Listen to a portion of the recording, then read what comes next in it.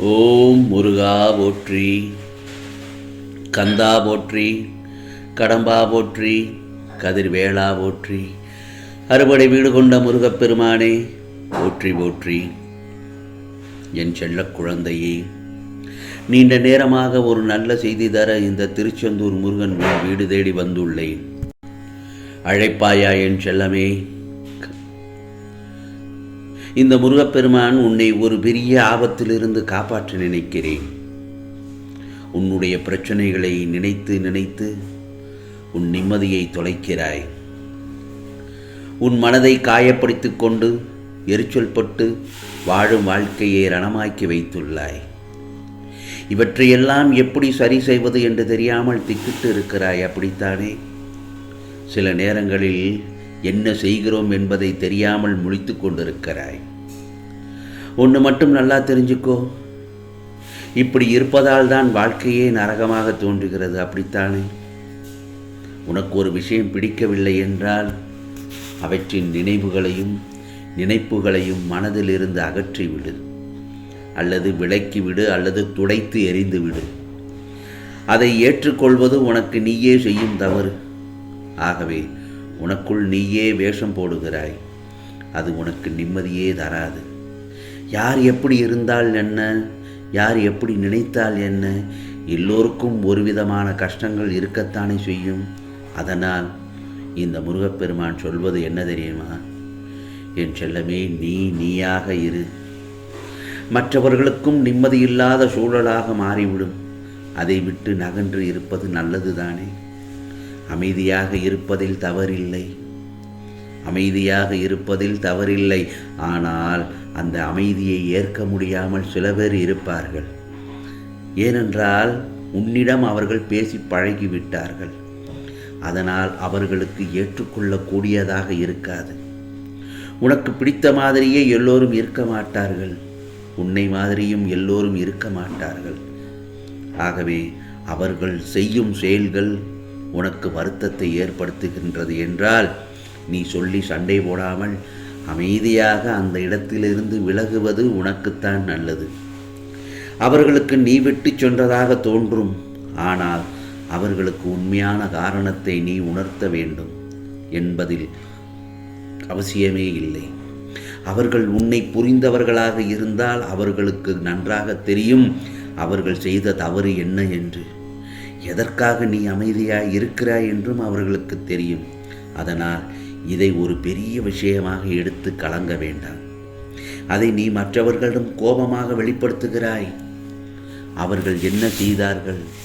கோபத்தையும் எரிச்சலையும் விட்டுவிடு. மனதை ஒரு நிலைப்படுத்து. உன்னை அவர்கள்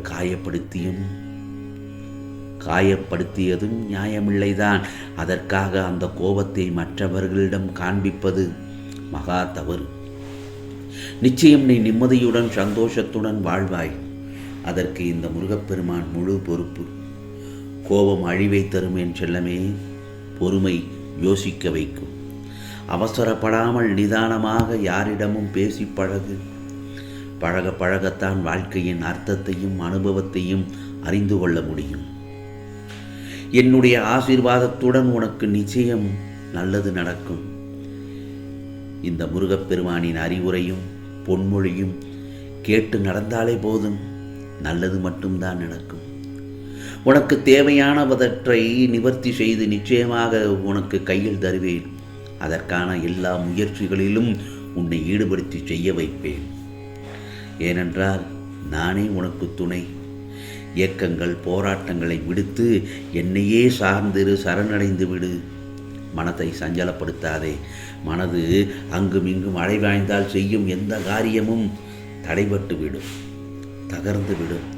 உனக்காக இந்த முருகப்பெருமான் நான் இருக்க உன்னுடைய பாரத்தை என்மேல் சுமத்தி விடு.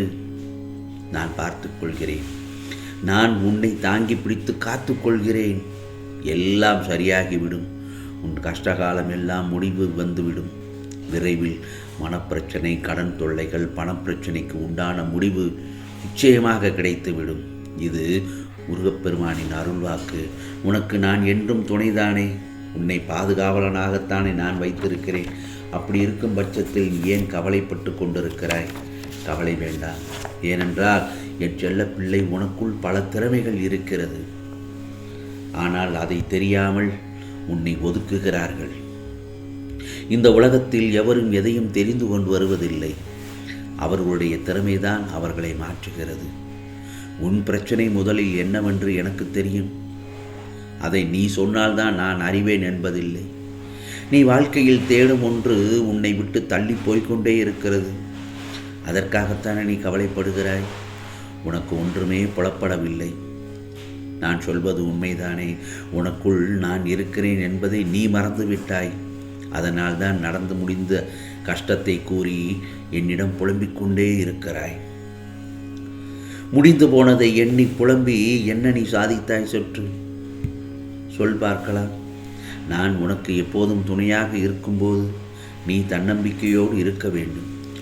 கடந்து போன கஷ்டத்தை நினைத்து புலம்புவதாலும் தொலைந்து போன பொருளை எண்ணி நீ வருத்தப்படுவதாலும் நீ பெற்றது ஒன்றுமே இல்லையே. இது அர்த்தமற்ற புலம்பல். அதன் மூலம் நீ உன் மன நிம்மதியைத்தான் இழக்கிறாய். எனவே புலம்புவதை நிறுத்திவிட்டு எனக்கு வழிகாட்டுங்கள் என விழிப்புடன் தன்னம்பிக்கையுடனும் என்னிடம் வா. இதோ இந்த முருகப்பெருமானின் ஆசீர்வாதத்தால் நீ நினைத்தது இழந்தது நிச்சயமாக உனக்கு கிடைத்துவிடும். அதனால் எதை பற்றியும் கவலைப்படாதே. பல லட்சங்களான என் பணத்தை இழந்து விட்டேன் முருகா. என் வீடு வாசலை எல்லாம் இழந்து விட்டேன் முருகா.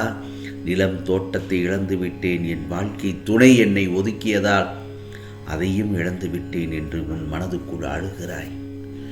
ஆனால் இந்த முருகப்பெருமான் அன்பை நீ இழக்கவில்லை. உன்னிடம் காட்டும் பரிவையும் அதாவது அன்பையும் நீ இழக்கவில்லை. ஆனால் நீ மட்டும் இந்த முருகப்பெருமான் மேல் வைத்திருந்த நம்பிக்கையை இழந்து விட்டாய். அதனால்தான் நான் எல்லாமே இழந்து விட்டேன் என்று இப்படி புலம்புகிறாய். நீ என்ன கொண்டு வந்தாய்? அது உன்னுடனே இருப்பதற்கு சொல் பார்க்கலாம். உன் கர்மவினை காரணமாகத்தான் இதெல்லாம் நடக்கிறது. இதையெல்லாம் மீட்டுத்தர இந்த முருகப்பெருமான் நான் இருக்கிறேன். உன்னை விட்டு பிரிந்தவர்களை உன்னுடன் சேர்க்கப் போகிறேன். உன் காத்திருப்புக்கு பலன் கிடைத்து நிச்சயமாக கிடைக்கும். பல சூழ்நிலைகளால் இழந்ததை கிடைக்கப் பெறும்போது உன் மனம் சந்தோஷப்படுவதை நான் நன்கு அறிவேன். உன் வாழ்க்கை மாறப்போகிறது. கவலைப்படாதே. மகிழ்ச்சி பெருகப் போகிறது. என் அனுமதி இல்லாமல் உன்னை துன்புறுத்தி பார்க்க ஆசைப்படுபவர்கள் என்னை துன்புறுத்தி பார்ப்பதற்கு சமம். ஆகவே என்னை நம்பி என்னிடத்தில் ஐக்கியமாகிவிடு. முருகா முருகா என்று என் நாமத்தை சொல்லிக்கொண்டே இரு. பிரச்சனைகளை கொடுக்க தெரிந்த எனக்கு தீர்வையும் கொடுக்க தெரியும். முருகா, எனக்கு எதையும் செய்யவில்லை என நீ கதறி அழுத நாட்கள் முடிந்து போய்விட்டது. இனி ஆனந்தமான காலம் உனக்கு காத்து கொண்டு இருக்கிறது. உன் துன்ப நாட்கள் எல்லாம் முடிவுக்கு வந்து இன்பம் சேரப்போகிறது. இது முருகப்பெருமானின் அருள் வாக்கு, சத்திய வாக்கு. ஓம் சரவண பவ, ஓம் சரவண பவ, ஓம் சரவண பவ.